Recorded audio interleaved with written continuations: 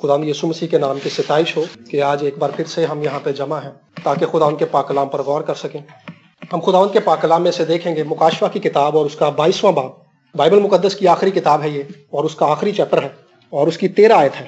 مکاشفہ کی کتاب اس کا 22واں باب اور اس کی 13ویں آیت ہے۔ مکاشفہ کی کتاب اس کا 22واں باب اور اس کی 13ویں آیت خدا کے کلام میں سے ہم تلاوت کریں گے۔ اور بائبل مقدس میں یوں لکھا ہے، میں الفا اور اومیگا، اول اور آخر، ابتدا اور انتہا ہوں۔ آمین آمین آمین۔ یہ بائبل کی آخری کتاب ہے، پیدائش سے لے کے مکاشفہ تک خدا نے بائبل مقدس میں اس کائنات کی تاریخ کو لکھوایا ہے، بائبل کی تاریخ کو درج کروایا ہے۔ اور اب جب خداوند اس کتاب کو بند کروا رہے ہیں تو یوحنا رسول پر خداوند یہ بات ظاہر کر رہے ہیں کہ میں ابتدا اور انتہا ہوں، میں اول ہوں، میں آخر ہوں، میں الفا ہوں، میں اومیگا ہوں۔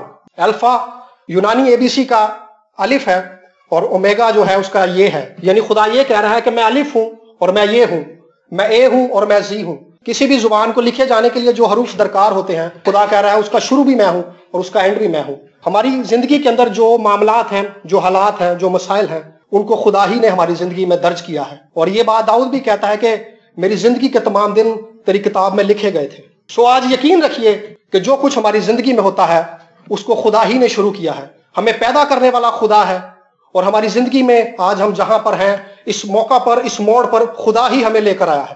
خدا ہی ہے جو ہمیں یہاں سے آگے لے کر جائے گا۔ ابلیس ہماری زندگی کے اندر مداخلت ضرور کر سکتا ہے، لیکن ہماری زندگی میں جو کچھ آج ہو رہا ہے، جس جگہ پر ہے، اس کا اینڈ صرف خدا ہی کرے گا، کیونکہ یہ قدرت، یہ اختیار فقط ہمارے خدا کے پاس ہے۔ خدا ہی ہے جس نے اس کائنات کو بنایا، اور خدا ہی ہے ایک روز جب وہ اس کائنات کو ختم کرے گا اور ایک نئی دنیا کے اندر ہمیں لے کر جائے گا۔ یہ خدا کا منصوبہ ہے، اور یہ اختیار اور یہ منصوبہ فقط خدا کے پاس ہے۔ آج اگر ہماری زندگی کے اندر مسائل ہیں، بیماری ہے، بوجھ ہے، ڈپریشن ہے، تو یقین رکھیے کہ خدا ان سب چیزوں کو اینڈ کر دے گا، کیونکہ یہ اختیار، یہ قدرت صرف ہمارے خدا کے پاس ہے۔ آدم کو خدا نے بنایا اور آدم کو خدا نے ایک منصوبہ بخشا، لیکن ابلیس نے ہوا کو اور آدم کو گناہ میں گرا لیا۔ اور ابلیس یہ سوچتا تھا کہ جب میں نے ان کو گناہ میں گرا دیا ہے تو اب خدا بھی انہیں بچا نہیں سکے گا، کیونکہ وہ یہ جانتا تھا کہ خدا پاک ہے اور وہ بدی کو دیکھ نہیں سکتا۔ لیکن خدا نے اپنی قدرت کے وسیلہ سے یسوع مسیح کو اس دنیا میں بھیجا تاکہ وہ آدم کو بچا لے، اور اپنے بیٹے یسوع کے وسیلہ سے ہم سبوں کو بچا لے۔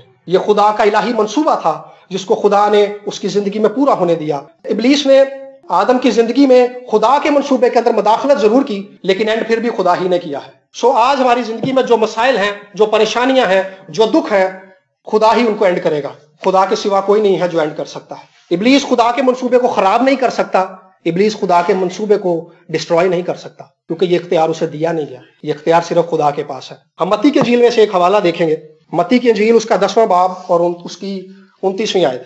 ہم میں سے جتنے یہاں پر ہیں، ہم میں سے ہر ایک کے لیے خدا کا ایک کامل منصوبہ ہے، اور ہمیں ضرورت اس بات کی ہے کہ ہم اپنے آپ کو خدا کے اس کامل منصوبے کے ساتھ کنیکٹ کریں۔ اور وہ لوگ جو اپنے آپ کو خدا کے ساتھ کنیکٹ کرتے ہیں، خدا کے منصوبے کے ساتھ اپنے آپ کو جوڑ لیتے ہیں، خدا ان کو لے کر چلتا ہے۔ اور بے شک ابلیس ان کی زندگیاں میں مسائل لے کر آتا ہے، پریشانیاں لے کر آتا ہے، آزمائشیں لے کر آتا ہے، لیکن ان کو اینڈ صرف خدا کر دیتا ہے تاکہ اپنے منصوبے کو تکمیل پہنچائے۔ یہاں پہ لکھا ہے کہ آپ پیسے کی 2 چڑیاں نہیں بکتی، ان میں سے ایک بھی تمہارے آسمانی باپ کی مرضی کے بغیر نہیں گرتی۔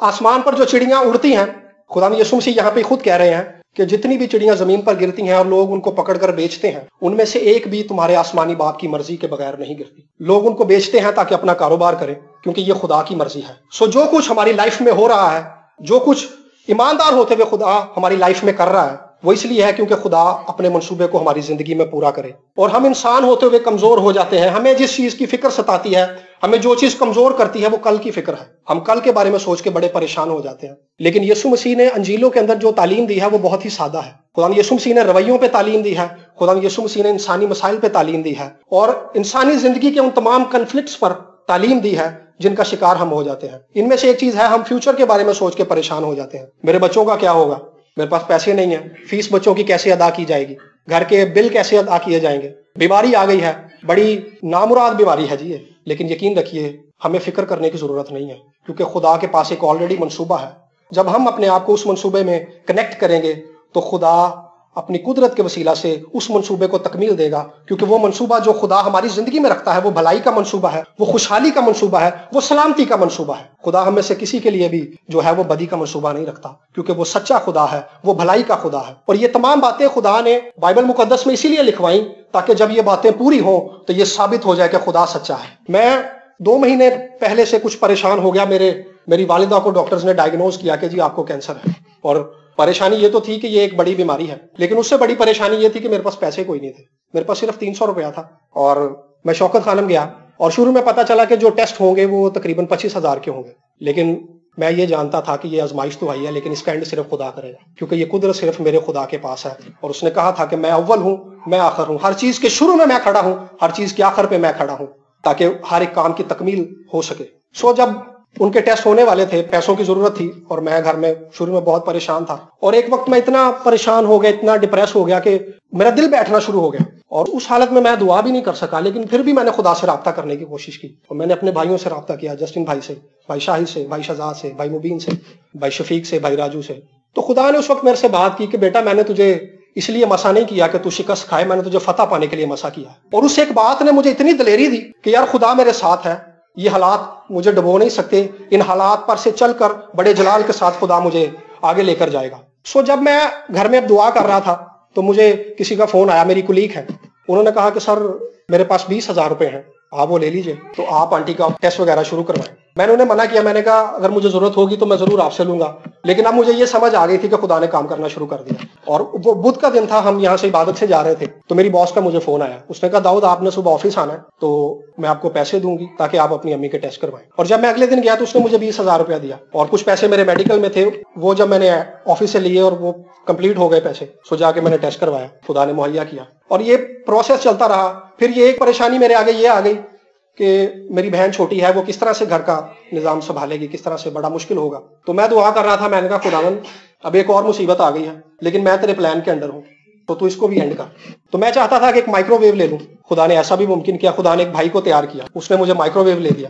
پھر میں خدا کی شکر گزاری کرنا شروع ہوگا کہ خدا میرے ساتھ ہے اور خدا اپنے منصوبے کے اندر لے کر بڑھ رہا ہے۔ اور اس کے بعد پھر سے جب شوکت خانم گئے، انہوں نے یہ ہمیں بتا دیا کہ جی آپ کا ٹیسٹ ہوں گے اور آپ کے ٹیسٹ میں واقعی کینسر ہے، انہوں نے ڈائگنوز کر دیا اور ہم اس کا علاج کریں گے۔ تو اس کے بعد ڈاکٹرز نے جب دوبارہ ٹیسٹ کرنے شروع کیے، انہوں نے کہا کہ جی جو ٹیسٹ آپ نے پہلے کروائے تھے ہم ان کے بعد دوبارہ سے سب ٹیسٹ کو کرنا چاہتے ہیں۔ تو جو پہلے ٹیسٹ ہوئے تھے ان کے اندر ڈاکٹرز نے بتایا تھا کہ جو کینسر کی رسولی ہے اس کا سائز 3 انچ ہے، لیکن اس کے بعد جب انہوں نے باڈی سکین کیا، پھر سے دوبارہ ٹیسٹ کیے، تو انہوں نے بتایا جی اس رسولی کا سائز چھوٹا ہو گیا، 1 انچ چھوٹا ہو گیا، اب یہ رسولی 2 انچ کی ہو گئی ہے۔ میں دیکھ رہا تھا کہ کس طرح سے ابلیس خدا کے منصوبے کے اندر مداخلت کر رہا ہے، لیکن خدا اینڈ کر رہا ہے، اور میں جانتا ہوں کہ ایک روز پھر سے خدا بڑے جلال کے ساتھ ہمیں ان تمام مشکلات سے نکال لے گا اور اس بات کو ظاہر کرے گا کہ میں ہی اول ہوں اور میں ہی آخر ہوں۔ جو منصوبہ خدا نے ہم سبوں کی زندگی میں باندھا ہے، خدا ایک روز اس کو پورا کرے گا۔ پرسوں بات کر رہے تھے، ہم کسی بہن کے گھر گئے تھے اور واپسی پہ بھائی بھی یہی بات کر رہے تھے کہ خدا کس طریقے سے ہماری زندگی کو آرگنائز کرتا ہے اور کس طریقے سے ہمیں لے کر چلتا ہے۔ یہ ایک بڑی عجیب چیز ہے، اور ہم پریشان اس لیے ہوتے ہیں کیونکہ ہم کل کے بارے میں سوچتے ہیں۔ یسوع مسیح نے کہا تھا کل کی فکر نہ کرو، کل کا دن اپنی فکر آپ کرے گا۔ اور آپ یقین کیجئے کہ ہر روز مجھے ان مسائل کا سامنا ہوتا ہے۔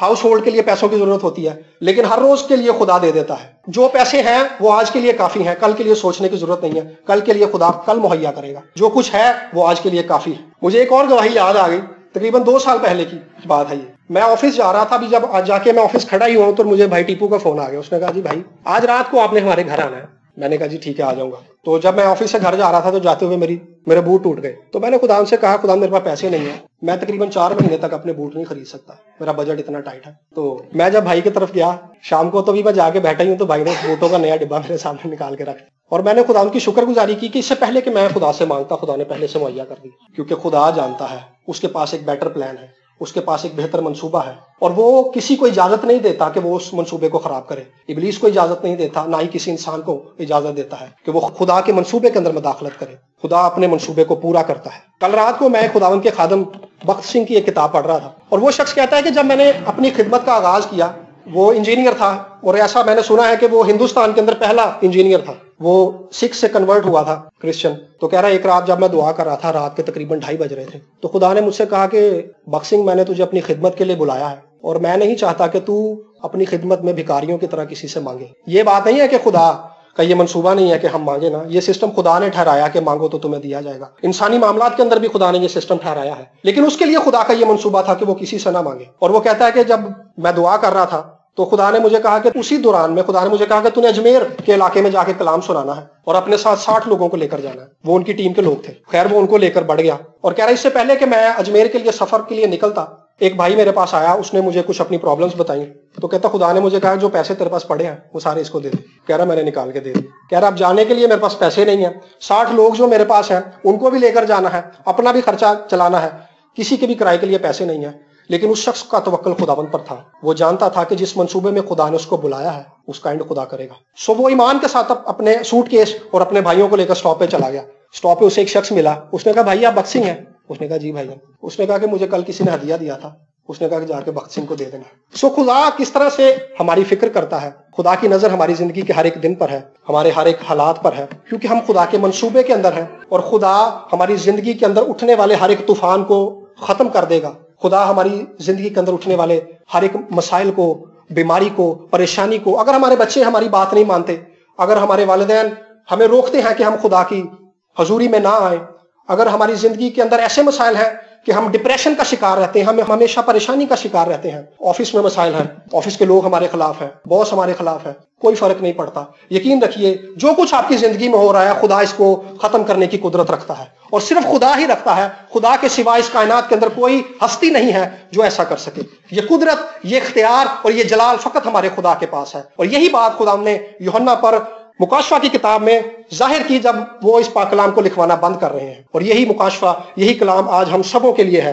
کہ خدا کا منصوبہ ہماری زندگی میں ہے۔ سو ہمیں ضرورت اس بات کی ہے کہ ہم خداوند کے کلام پر اعتماد رکھیں۔ ابھی پادری صاحب نے بڑی خوبصورت بات کی کہ مجھے تیرے کلام پر اعتماد ہے، اور وہ لوگ جن کا توکل، جن کا اعتماد خداوند پر ہوتا ہے، خدا انہیں کبھی شرمندہ نہیں ہونے دیتا۔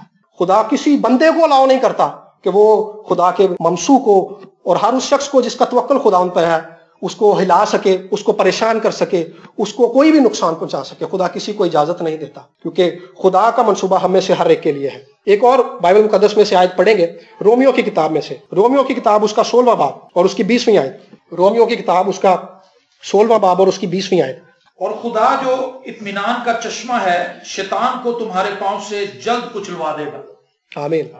سو خدا ان فیوچر ہمارے لیے جو کام کرنے والا ہے، خدا ہمارے وسیلہ سے، ہم انسانوں کے وسیلہ سے جن کو اس نے اپنے بیٹے یسوع کے خون سے خریدا ہے، ہمارے لیے خدا کا یہ منصوبہ ہے، اور خدا یقیناً اس کو پورا کرے گا کہ ہمارے پاؤں سے خدا ابلیس کو کچلوائے گا۔ وہ جو آج ہمیں دکھ دیتا ہے، وہ جو آج ہمیں پریشان کرتا ہے، وہ جو لوگوں کو ہمارے خلاف کرتا ہے، خدا اس کو ہمارے پاؤں سے کچلوا دے گا۔ یہ خدا کا منصوبہ ہے اور خدا اس کو اینڈ کرے گا۔ یہ ابلیس کا اینڈ ہے جو خدا ہمارے وسیلہ سے کروائے گا۔ اور وہ آج جو مرضی کر لے، ہمیں جس طرح سے بھی ڈپریس کر لے، ہمیں جس طرح سے بھی دبا لے، حالات کے وسیلہ سے، لوگوں کے وسیلہ سے، حکومت کے وسیلہ سے، قوانین کے وسیلہ سے، ایک دن خدا اپنے جلال کی قدرت کے وسیلہ سے اس کو ہمارے پاؤں سے کچلوائے گا، اور خدا کے اس منصوبے کو خدا پورا کرے گا، کیونکہ یہ منصوبہ وہ ہے جو خدا نے بنائے عالم سے پیشتر بنایا تھا۔ اس سے پہلے کہ خدا اس عالم کو بناتے، اس کائنات کو تخلیق کرتے، خدا نے ہم سبوں کے لیے یہ منصوبہ بنایا تھا، اور خدا اس کو پورا کرے گا، کیونکہ اس منصوبے کے شروع میں بھی خدا موجود ہے، اس منصوبے کے اینڈ میں بھی خدا موجود ہے،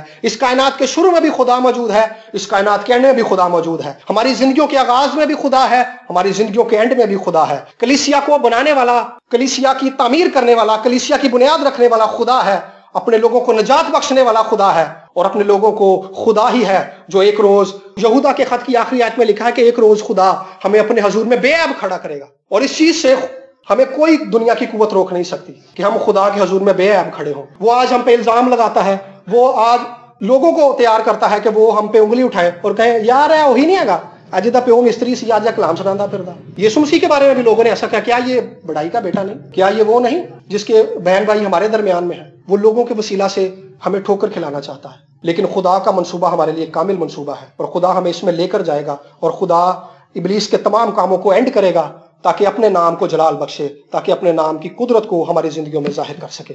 ایک اور آیت ہم دیکھیں گے بائبل مقدس میں سے، مکاشفہ کتاب اس کا 21واں باب اور اس کی 4 آیت۔ یہاں پہ لکھا ہے 21واں باب اور اس کی 4 آیت، مکاشفہ کتاب، یہاں لکھا ہے اور وہ ان کی آنکھوں کے سب آنسو پونچھ دے گا، اور اس کے بعد نہ موت رہے گی، نہ ماتم رہے گا، نہ ہو نالا رہے گا، نہ درد، پہلی چیزیں جاتی رہیں۔ آمین۔